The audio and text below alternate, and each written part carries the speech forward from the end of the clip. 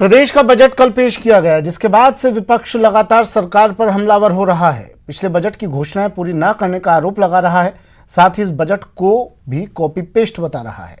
पूर्व मुख्यमंत्री वसुंधरा राजे और तमाम नेता बजट पर अशोक गहलोत सरकार को कटघरे में खड़ा कर रहे हैं। अब केंद्रीय कृषि राज्य मंत्री कैलाश चौधरी ने भी राजस्थान सरकार पर निशाना साधा, साथ ही शशि थरूर के ट्वीट पर भी सवाल खड़े किए। केंद्रीय कृषि राज्य मंत्री कैलाश चौधरी जी मौजूद हैं। सर, कल जो राजस्थान सरकार का बजट आया है उसको आप कैसे देखते हैं?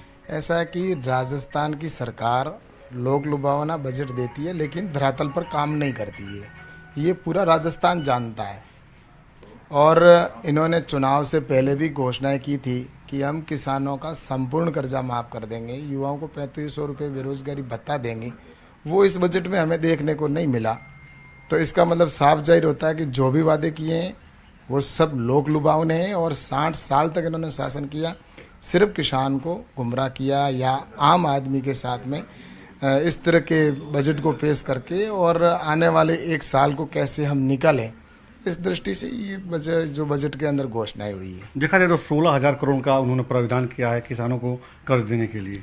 केंद्र सरकार की जो योजनाएं हैं उन योजनाओं की वाहवाही लेना कांग्रेस की राज्य सरकारों की आदत में है और ये जो केंद्र का पैसा है उसी को वो अपना पैसा बताते हैं। मैं तो ये कहना चाहता हूँ कि वो कर्जा माफ़ कर दे, जो वादे किए वो पहले पूरे कर ले। इसलिए मैं सोचता हूँ कि निश्चित रूप से राजस्थान के अंदर जो आज सरकार है वो अस्थिर सरकार है, निर्णय लेने में भी सक्षम नहीं है, आपस के अंदर उनके फूट है।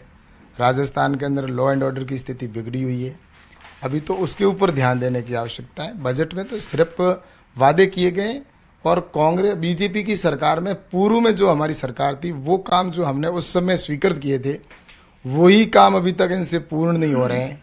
तो नए काम का और नए बजट की तो सोचना भी कहाँ है। जनता को सब पता है, 2 साल का समय और निश्चित रूप से इनके ये जो लोक लुभावने बजट को प्रस्तुत किया है इसको जनता देख रही है। बहुत बहुत धन्यवाद सर आपको। कैमरा पर्सन योगेंद्र सिंह के साथ राजीव तिवारी, न्यूज 18 दिल्ली। बजट के बाद सियासी हलचल भी तेज हो गई है। दोनों दल कांग्रेस और बीजेपी एक दूसरे पर वार पलटवार कर रहे हैं। थोड़ी देर पहले हमने नेता प्रतिपक्ष गुलाब चंद कटारिया और कांग्रेस नेता अर्चना शर्मा से बात की। क्या कुछ कहा उन्होंने, आइए सुनते हैं।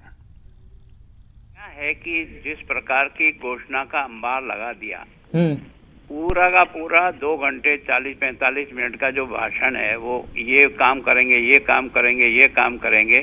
मैंने भी इतने सालों तो विधानसभा ऐसा बजट भाषण मैंने तो आज दिन तक नहीं सुना।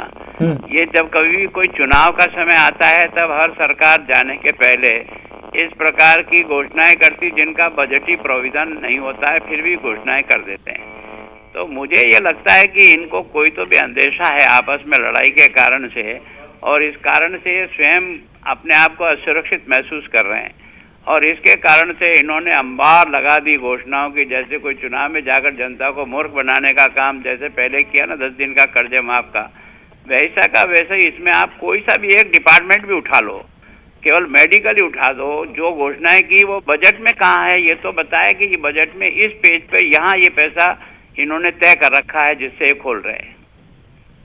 तो वो तो साफ कह रहे हैं कि जादूगरी आप देखते जाओ, अब उन्होंने जो जो ऐलान किए हैं वो पूरा करेंगे अगले 1 साल में। मेरे 2 साल के तो पहले के भी नहीं है। 19-20 का बजट वापस पढ़ लो, 20-21 का बजट वापस पढ़ लो।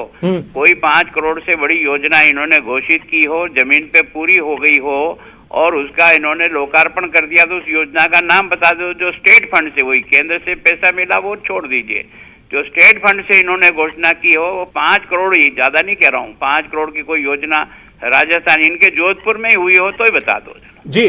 गुलाब चंद जी, इस वक्त हमारे साथ अर्चना शर्मा जी भी जुड़ गई हैं। अर्चना जी, बहुत स्वागत है आपका न्यूज 18 राजस्थान पर। अर्चना जी, आप शायद सुन पा रही होंगी गुलाब चंद जी को। उनका यह कहना है कि जो बजट पेश किया गया है ऐसा लग रहा है कि जैसे मध्यावधि चुनाव होने वाले हों। देखिए, मैं कटारिया जी का बहुत सम्मान करती हूँ और कद्दावर नेता भी हैं, लेकिन मैंने देखा है कि गत 1 साल से उनके बयानों में वो गंभीरता नहीं जो एक गंभीर राजनेता के बयान में होनी चाहिए।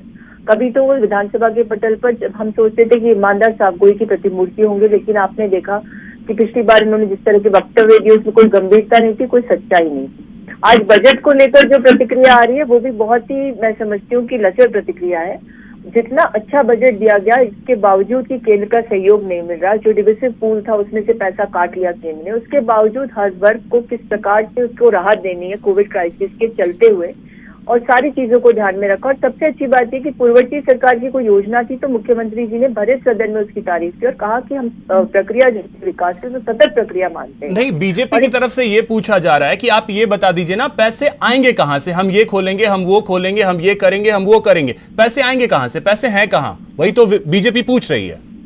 देखिए, इंफ्रास्ट्रक्चर डेवलपमेंट की जब बात होती है तो उससे जॉब क्रिएशन होता है और उसी से पैसा भी आता है, इन्वेस्टमेंट भी आता है। मेरी और दूसरी बात ये है, अर्चना जी से इतना ही पूछता हूँ कि मेडिकल में जितनी घोषणा की है वो बजट का कागज उठा करके मुझे बता दो कि ये पैसा यहाँ किया हुआ है, आइडेंटिफाई किया हुआ है बजट में, वो लाइन पढ़ करके मुझे बता दो। मेडिकल में इतनी घोषणाएं की है, इतना ही बहन उत्तर दे दो, बाकी तो जो कुछ होगा साल भर बाद सब पता लग जाएगा, कितने बाल हैं ये सब सामने आएंगे।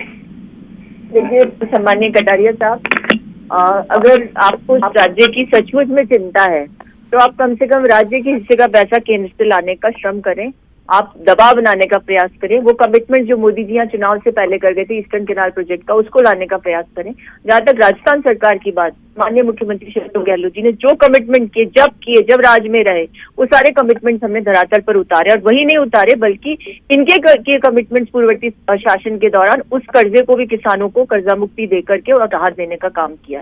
तो हमारी इच्छा शक्ति में, हमारे काम करने की शैली में किसी को कोई संशय नहीं है। और इसका ज्वलंत उदाहरण ये है कि कोविड क्राइसिस में जहां केंद्र कोई सहयोग नहीं दे रहा था, वह राजस्थान में अच्छा, मतलब कोविड काल में केंद्र की तरफ से कोई सहयोग नहीं आया?